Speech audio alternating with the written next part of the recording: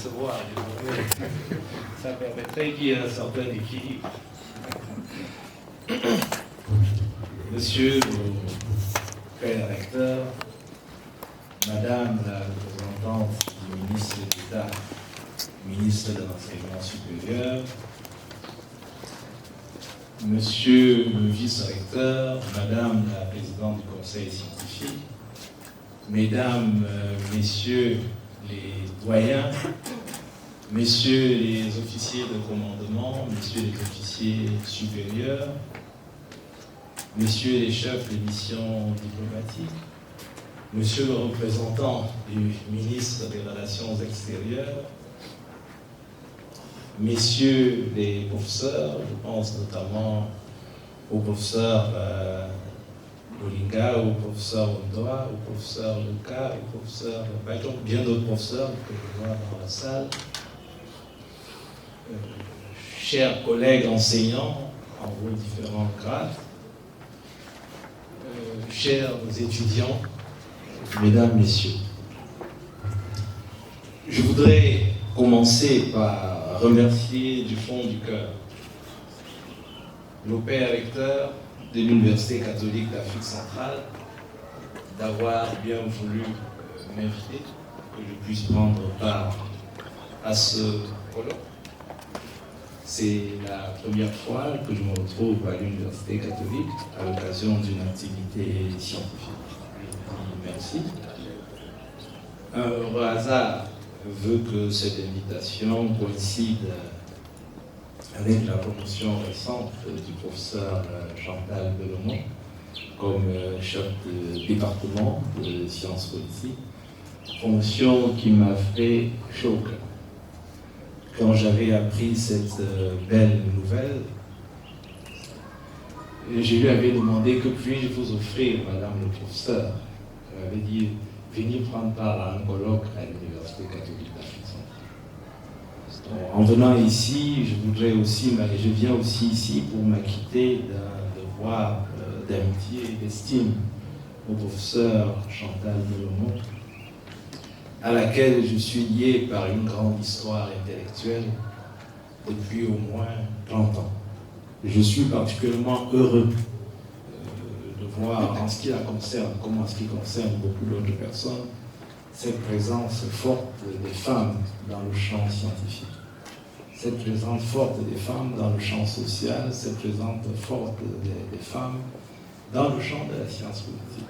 Je crois que c'est important que nous puissions promouvoir l'égalité hommes-femmes dans différents secteurs, y compris dans le secteur de la science politique.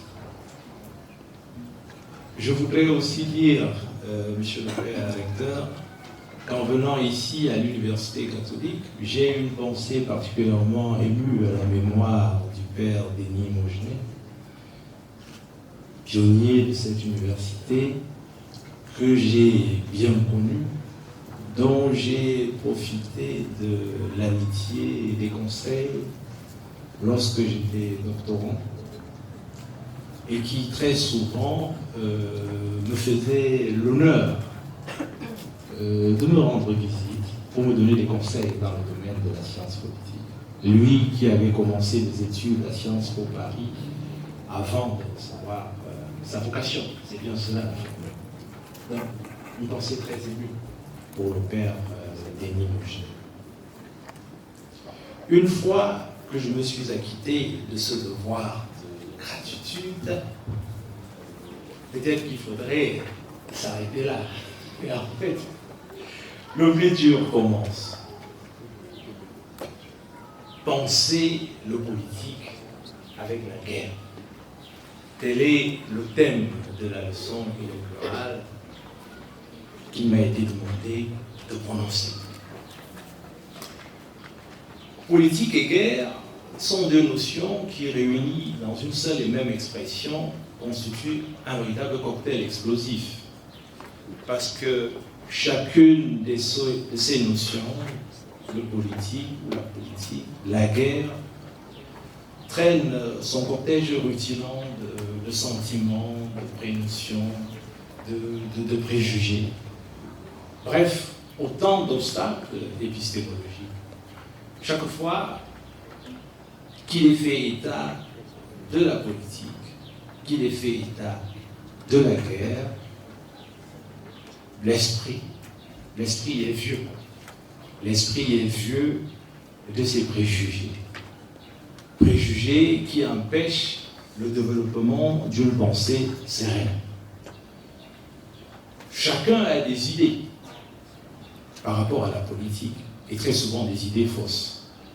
Chacun a des idées par rapport à la guerre, et très souvent des idées fausses. Parce que de manière générale, le discours aussi entre l'adoration ou alors la répulsion. Or, tel n'est pas notre enjeu. L'enjeu de connaissance, ici, demande qu'on puisse d'abord se départir du sens commun. Que l'on puisse accepter d'avoir une approche scientifique de ce que c'est que la politique, de ce que c'est que la guerre. Voilà pourquoi, ici comme ailleurs, il est important de bien nommer les choses. N'oublions pas la formule tant connue, la formule ressassée de Camus. Mal nommer les choses ajoute au malheur du monde.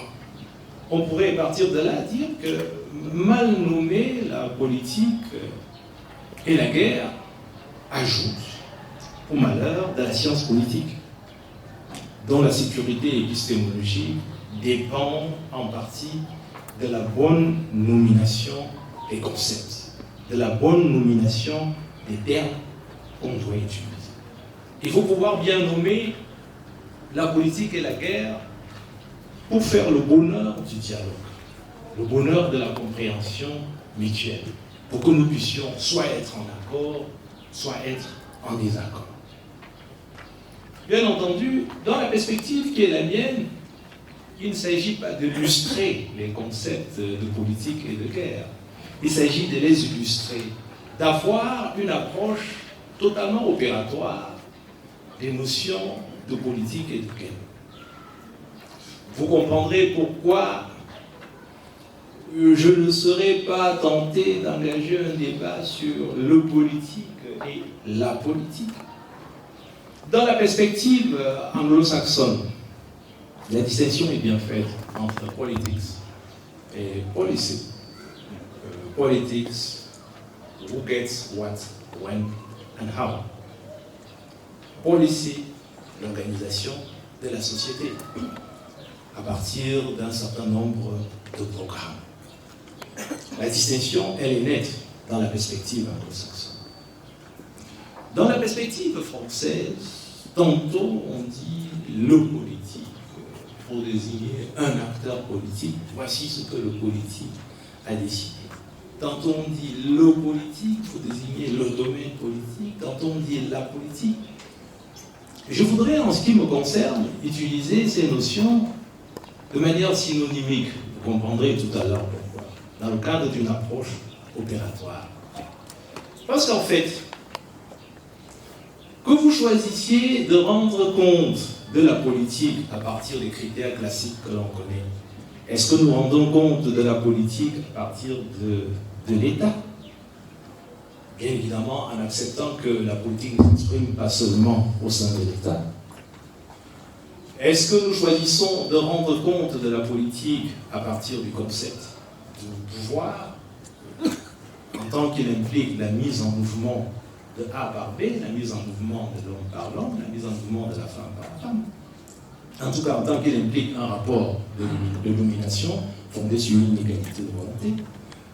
Même si on définit la politique par le pouvoir, il faudrait que l'on accepte que le pouvoir par excellence se manifeste au sein de l'État. Si on définit la politique par le critère de politisation, tout peut devenir politique, tout fait social peut devenir politique. Il reste que tout ce qui peut devenir politique tourne plus ou moins autour du pouvoir. Soit le pouvoir au sein d'un État, soit le pouvoir au sein d'une entreprise, au sein d'une collectivité que vous appellerez royaume, chefferie ou autre. Quand vous prendrez le critère de la gouvernementalité, soit dans la perspective de Foucault, soit la structuration du champ d'action des autres, il reste que la politique apparaît comme une égalité des volontés. Donc, quels que soient les critères, vous comprendrez que je ne suis pas intéressé de rentrer dans des foires d'un point définitionnel, quels que soient les critères que l'on utilise, on va s'apercevoir que ce qui importe, c'est de rendre compte de la politique ou du politique comme traduisant la structuration d'un groupe, d'une collectivité, d'une interaction à partir de la hiérarchisation des volontés, à partir de la distinction entre les volontés motrices et les volontés réceptrices. Donc, il y a distinction, il y a inégalité. D'où l'intérêt de la formule who gets what, when and how. Because the one who gets what is the one who has the power. Et là, on se trouve au cœur de la politique. Pour ce qui est de la guerre, convenons que la guerre, c'est une véritable notion éponge qui s'enrichit de toutes les substances qu'elle rencontre et qui se vide dès qu'elle est pressée. On parlera de la guerre économique, de la guerre culturelle, de la guerre informationnelle, de la guerre idéologique, et j'en passe. Quant à nous, nous choisissons de parler de la guerre tout court. Nous parlons de la guerre dans la perspective clausewitzienne. La guerre comme combat. La guerre comme acte de violence destiné à faire plier l'adversaire de notre volonté. La violence dont il est question ici, c'est une violence physique. Il est clair que dans la perspective clausewitzienne, la guerre, elle est pensée à partir de la figure de l'État. Mais les dynamiques de la guerre montrent très bien, comme l'ont opportunément relevé les précédents opinants, aussi bien Madame le professeur Bellomo que le père le recteur, il y a des dynamiques de désétatisation de la guerre. On a parlé tout à l'heure de septembre 2011 aux États-Unis. Effectivement, nous sommes là dans un contexte dans lequel on est amené à mettre en branle le système de sécurité collective dans le cadre de l'OTAN pour une guerre, non pas contre un État, mais contre des groupes d'individus. La guerre contre le terrorisme. On voit très bien les dynamiques de la guerre. Comment la guerre évolue, va intégrer l'État et va aller au-delà de l'État. Donc, dialectique, étatisation, désétatisation. Étant entendu que, dans un cas comme dans l'autre, ce qui demeure constant, c'est l'utilisation de la violence physique pour imposer sa volonté. Et à partir de ce moment, je crois que on dira, et le conflit, ce qui m'intéressera, c'est le conflit armé. Le conflit armé. Et je voudrais situer la guerre, le conflit armé dans un seul et même continuum. Le continuum d'imposition de la volonté par la force, par la violence physique. Et très rapidement, vous vous apercevez que la relation entre la guerre et la politique est une relation quasi ombilicale. Parce que n'oublions pas que si nous revenons à un auteur comme Max Weber, lorsqu'il aborde des questions liées à la politique, il nous rappelle que ce qui est fondamental, c'est la chance de faire triompher sa volonté dans une relation sociale, peu importe sur quoi repose cette chance. Donc, la chance de faire triompher sa volonté dans une relation sociale peut reposer sur la violence physique. À partir de ce moment, si nous restons dans la perspective de Weber, on dira la politique, c'est la guerre. Mais c'est un peu plus nuancé. Parce qu'en fait, ce qui m'est demandé, c'est de penser la politique avec la guerre. Penser la politique avec la guerre. je remercie le professeur Belomont de m'avoir imposé un travail d'analyse.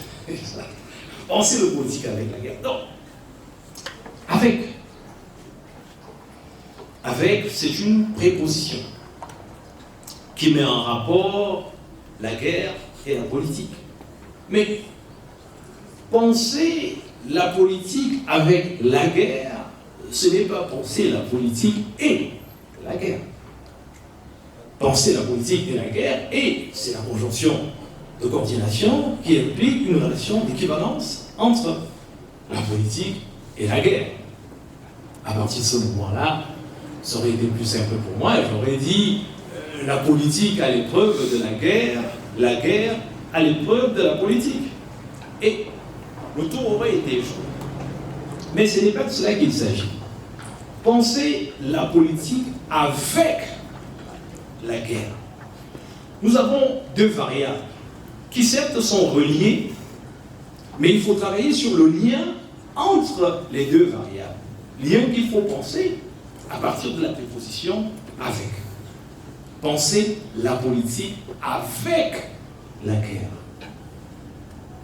Penser la politique sous le prisme de la guerre. Alors, si vous voulez, nous avons d'un côté une variable indépendante. La variable indépendante, c'est la guerre.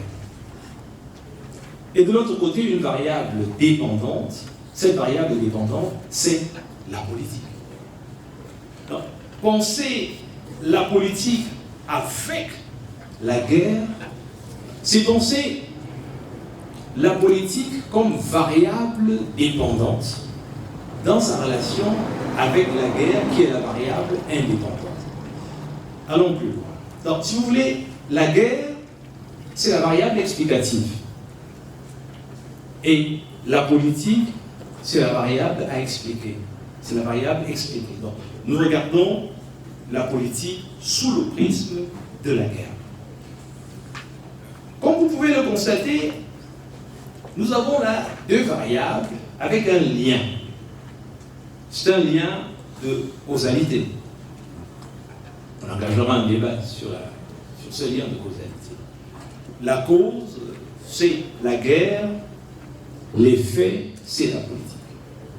Donc, penser la politique avec la guerre revient à considérer avec la guerre comme étant le complément circonstanciel de cause et la politique comme étant la conséquence.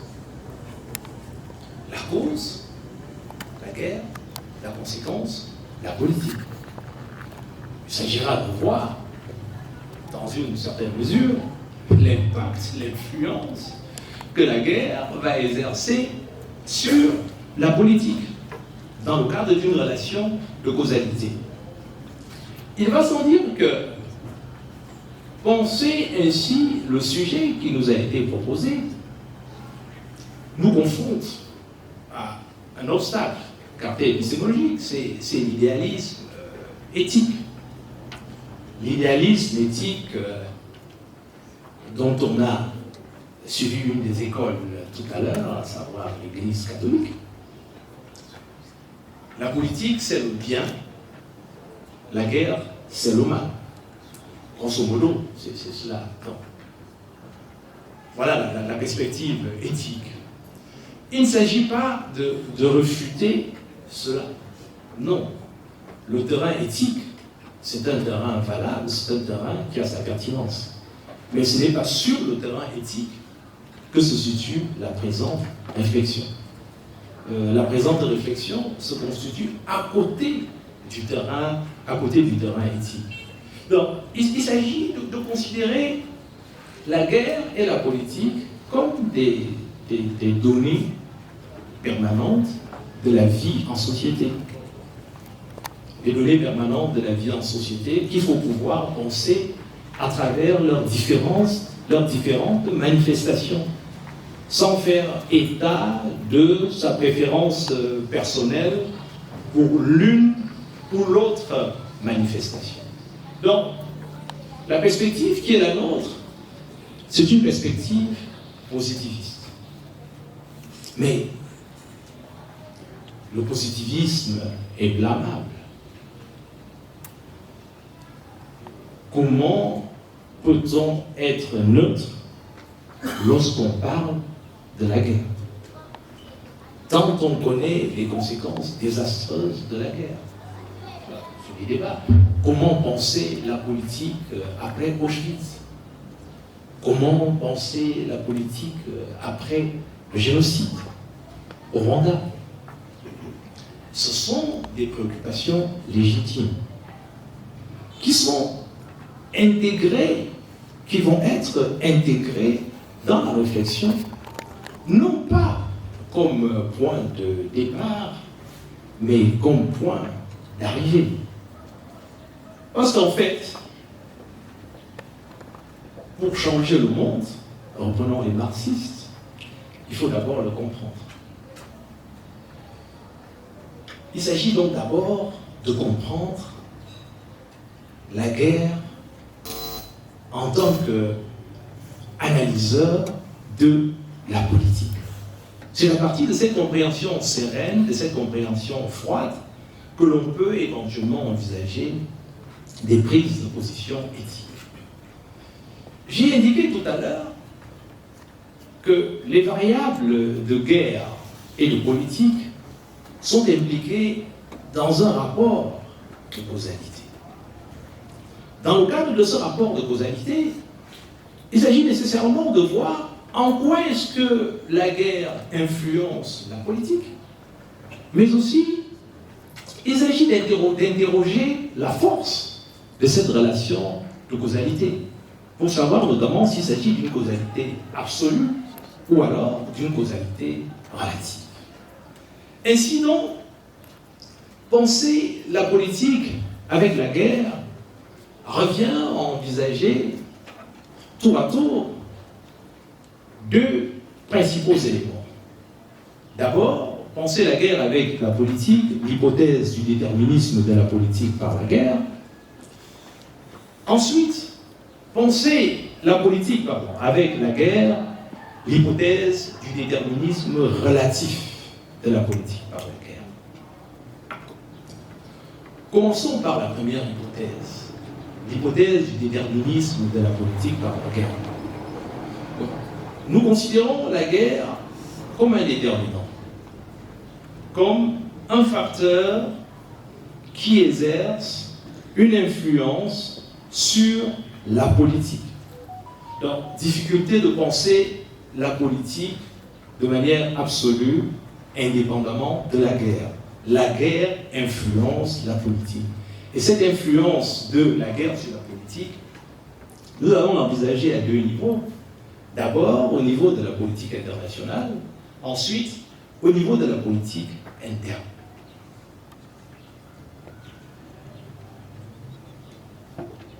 L'impact de la guerre sur la politique internationale.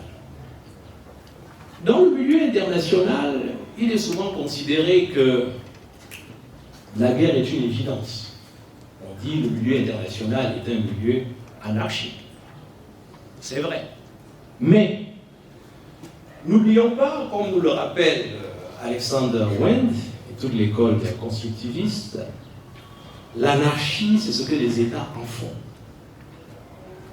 De la même manière qu'on utilise l'anarchie pour faire la guerre, on pourrait utiliser l'anarchie pour faire la paix. Mais dans le cas d'espèce, ce qui nous intéresse justement, c'est de voir l'anarchie comme état de guerre. Et l'anarchie comme état de guerre détermine largement la politique internationale. Il s'agit ici d'abord de convoquer l'hypothèse réaliste de structuration du milieu international. Comment se structure le milieu international? Première considération, c'est le fameux dilemme de sécurité dont nous parle déjà Thucydide dans la guerre du Péloponnèse. Parce que le milieu international est constitué des États indépendants, des États jaloux de leur souveraineté, chaque État étant méfiant de l'autre, tend à s'organiser, à se protéger contre l'autre. Et cela crée un engrenage. Cette méfiance mutuelle, c'est la course aux armements. C'est la préparation constante de chaque État pour aller vers la guerre. Alors, le dilemme de sécurité crée facilement des questions d'escalade. C'est parce qu'il y a la peur de la guerre au niveau du milieu international. C'est le milieu international comme milieu structuré par rapport à la survenue de la guerre. Donc voilà ce qui est du dilemme de sécurité. La deuxième considération, très rapidement, qui nous vient de Carl Schmitt, c'est la structuration du milieu international à partir de la dialectique ami-ennemi. Les États font des alliances. Ces alliances sont destinées contre des adversaires, sont destinées contre des ennemis. Le milieu international, c'est un milieu qui fondamentalement s'organise par rapport à la guerre. Quand vous reprenez la dialectique clausewitzienne de l'ami et de l'ennemi, un État, dans les relations internationales classiques, a des amis, des alliés, a des ennemis. Les stratégies d'alliance se déroulent par rapport à la perspective de la guerre. Parce que n'oublions jamais la formule de Raymond Aron. Les relations interétatiques se déroulent sous l'ombre de la guerre. Parce que les relations interétatiques se déroulent sous l'ombre de la guerre, les États ont des alliés, les États ont des ennemis. Et je crois que l'actualité de la guerre en Ukraine renseigne suffisamment à ce sujet. La deuxième considération que je voudrais envisager, la deuxième hypothèse, pour montrer l'impact de la guerre sur la politique internationale, c'est le fonctionnement du milieu international par la guerre. Parce qu'en fait, on ne peut pas penser le milieu international sans la guerre. Prenons les deux variables du milieu international, le désordre et l'ordre. Si nous prenons en considération le désordre mondial, le désordre mondial, c'est le fait de la guerre. La fin de la SDN, c'est la guerre qui met fin à la SDN comme institution internationale à prétention universelle. C'est la guerre qui met fin à certains États. Prenons l'Empire d'Autriche-Hongrie. Prenons les empires coloniaux. C'est la guerre, notamment la Deuxième Guerre mondiale, qui a l'origine des dynamiques de décolonisation. Prenons même la remise en cause de la hiérarchie mondiale. Les questions de guerre hégémonique. La Deuxième Guerre mondiale, le problème de l'Allemagne en Europe. On pourrait continuer dans ce sens. Donc, le milieu international, si on le pense comme un milieu désordonné, c'est à partir de la variable de la guerre. Mais seulement, la guerre n'est pas qu'à l'origine du désordre. La guerre, c'est aussi un facteur d'ordre. On peut penser l'ordre mondial par la guerre. L'ordre mondial par la guerre, je vais rapidement envisager quelques exemples. Parce qu'ici, c'est l'hypothèse vraiment de la destruction créatrice. L'ONU est fille de la Deuxième Guerre mondiale. C'est au terme de la Deuxième Guerre mondiale que se constitue l'Organisation des Nations Unies. Donc, nous connaissons des organisations internationales qui sont suscitées par la guerre. Et on pourrait en dire de même de l'Union européenne. On ne peut pas penser l'Union européenne indépendamment de la Deuxième Guerre mondiale. Dans le milieu international, quand on prend en perspective la question de l'ordre fondé sur la puissance, on est nécessairement amené à prendre en compte la guerre. Qu'est-ce qui a fait l'ordre international bipolaire, si ce n'est la Deuxième Guerre mondiale? Comment a-t-on choisi de penser l'Europe? Le grand débat en Europe avant la Première Guerre mondiale, penser l'Europe sur la base de la figure de l'équilibre. C'était du fait d'un certain nombre de guerres qui avaient été vécues. Donc, ce que je voudrais qu'on puisse prendre en considération ici, c'est la guerre comme destruction créatrice, permettant une certaine organisation.